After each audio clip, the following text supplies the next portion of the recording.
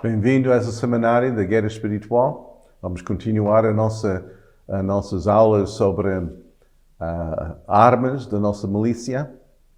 Como disse, né, em Efésios, como em 2 Coríntios capítulo 10, são espirituais, não são carnais.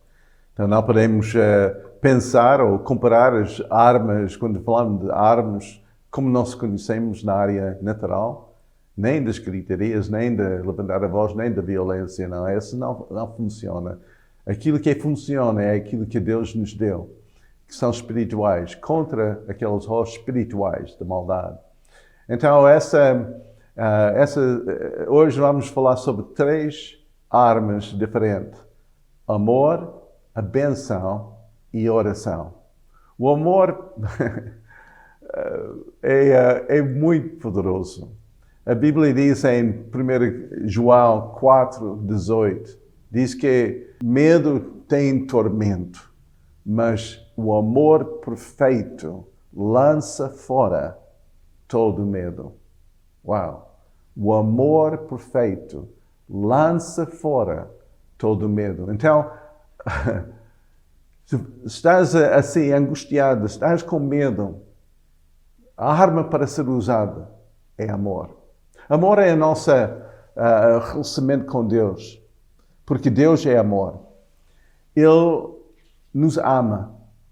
Até que a Bíblia diz em Romanos 8, 37 a 39, diz que nada pode nos separar do amor de Deus. Nada. Não há altura, não há profundidade, não há demônio, não há nada que nos pode separar do amor de Deus. O amor de Deus é constante, Ele segura-nos com o seu amor. Ele deu o seu Filho porque Ele nos ama, né? Porque o amor não é somente um sentimento, claro que tem sentimento, mas é uma ação. É visto de uma forma sacrificial. Quando nós olhamos para 1 Coríntios capítulo 13, diz que é o maior, né, é amor até sobre fé e esperança, mas também descreve o que é amor. É completamente ao oposto da natureza de Satanás. Por isso Satanás quer nos separar, quer nos apagar o nosso amor, quer que o amor esfriará entre os irmãos. Ele está continuamente a criar gritos e discussões e ofensas para tentar separar pessoas, porque quando nós amamos a Deus, vamos amar uns aos outros. Quando nós não amamos o nosso próximo, é impossível dizer que nós amamos a Deus, porque estão interligados. Porque o amor não é somente aquilo que nós recebemos, mas porque habita em nós, é aquilo que nós expressamos. Então, o amor é poderoso. Temos que andar continuamente em amor. Amor que cobre a multidão dos pecados. É aquilo que resolve, é aquilo que reconcilia irmão com irmão.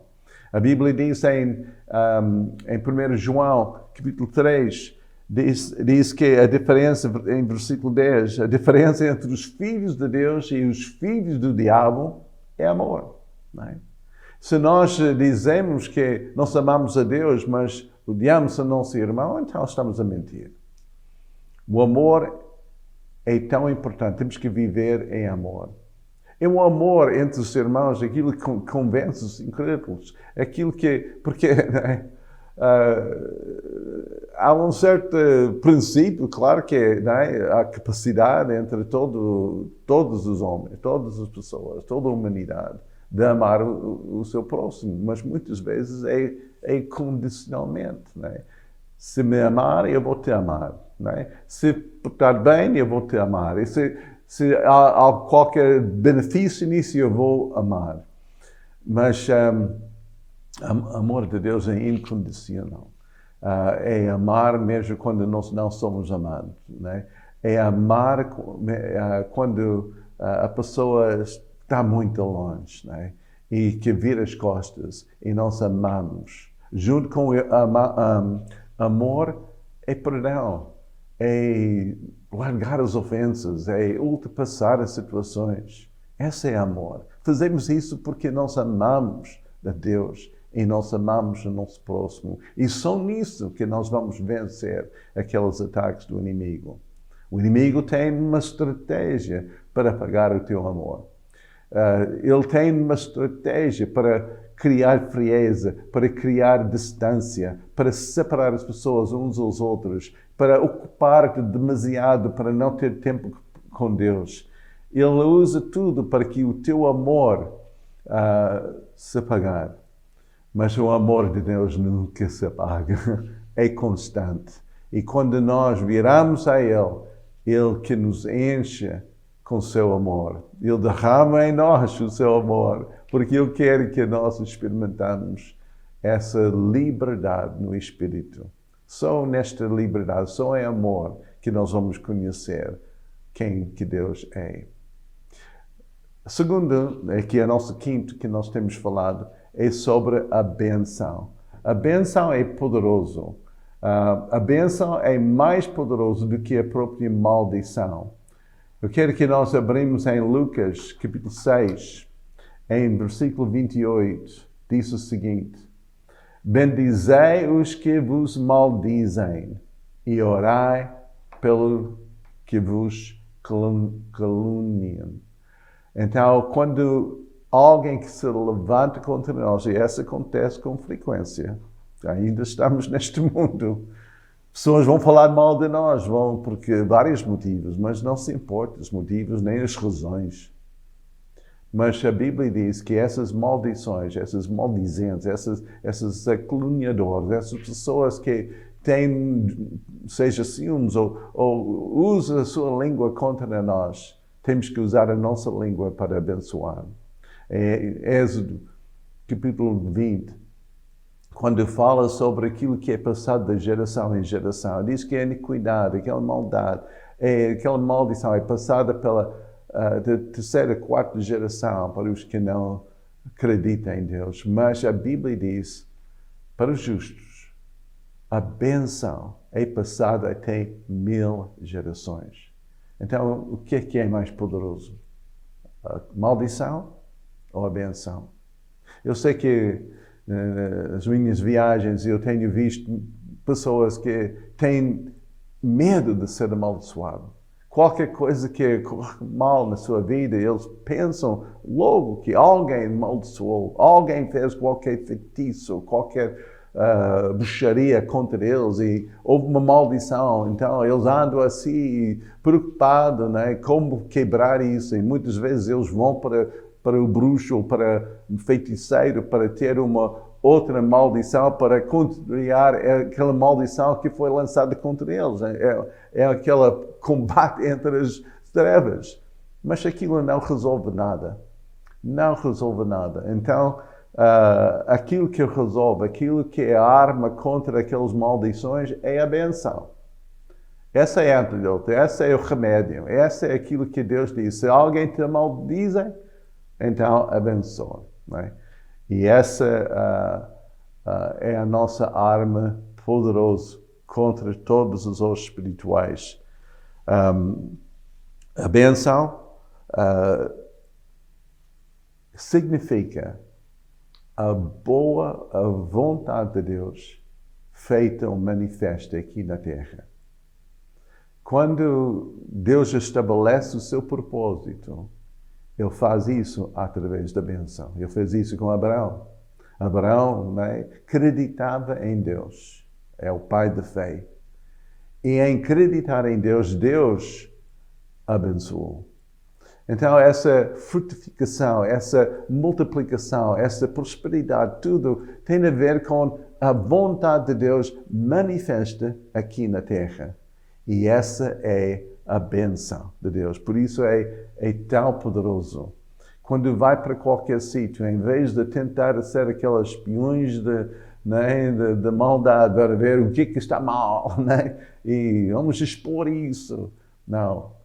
Vai para qualquer sítio e abençoar. Abençoa os líderes sobre a vossa nação. Abençoa a tua própria nação. Eu lembro quando eu cheguei em Portugal e eu vi tanta conversa sobre os problemas que existem e e as maldades que existem, e a miséria em que ele estava a viver, estava a criticar o povo. E eu passei horas passando pelas ruas, abençoando. Eu vi aquelas ruínas, aquelas estradas maltratadas. Eu disse, em breve o povo de Deus vai andar nessas estradas, essa vai ser reparada, né?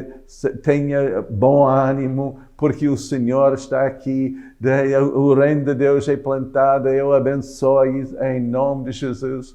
Eu vou dizer que agora nós vivemos numa terra completamente diferente. Deus tem abençoado dessa terra. As estradas são reparadas e as coisas são novas e bem tratadas em um novo ambiente, mas vem pelo poder da benção, não da maldição.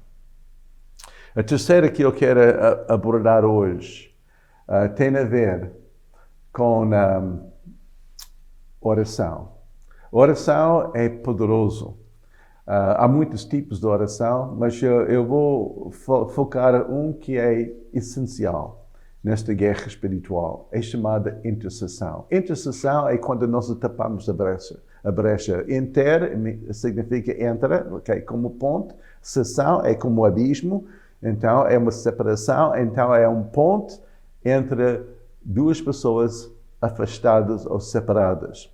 Então, Jesus disse em Hebreus 7, 25, diz que Ele que intercede por nós continuamente. Então, Ele é nosso intercessor. Ele que tapou a brecha. Ele que fez a ponte entre Deus e homem. Então, só através de Jesus nós podemos chegar a Ele. Ele identifica com o homem, Ele identifica com Deus e faz aquela ponte, aquela ligação.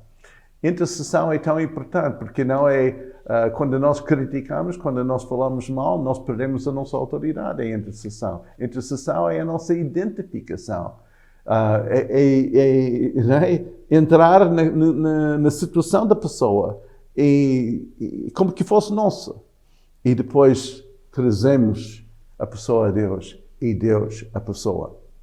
Nós temos um exemplo disso em Daniel, até que 2 capítulos falam sobre isso, capítulo 9 e capítulo 10. Mas em capítulo 9 nós encontramos Daniel